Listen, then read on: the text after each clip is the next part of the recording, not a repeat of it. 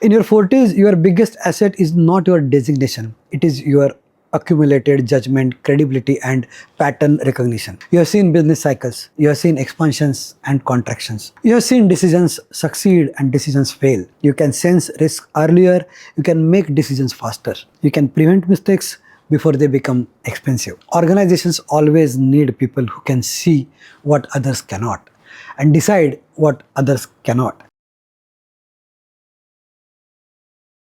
This is not execution value, this is judgment value. But here is the critical mistake many experienced professionals make, and see if this applies to you as well. They present themselves as senior executors. They talk about responsibilities, titles, years of experience. But organizations at this level are not buying experience anymore. They are buying risk reduction, decision confidence, business stability. So the first shift you must make is this. Stop positioning yourself as someone who does work. Start positioning yourself as someone who solves business problems. Instead of saying, I have 22 years of experience, say, I help organizations improve operational efficiency, strengthen teams, and navigate business transitions.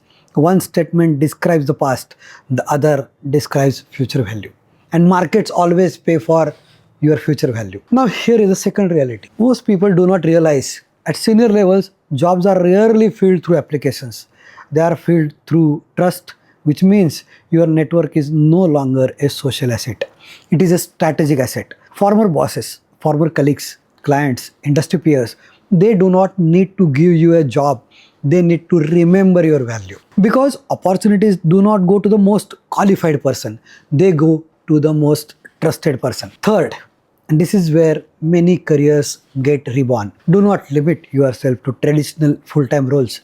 Today, organizations actively seek consultants, advisors, or fractional leaders, project-based specialists. Ask yourself honestly, are you only capable of doing a job, or are you capable of solving high-value problems across organizations? Because the second path is far more powerful. And finally, understand this deeply.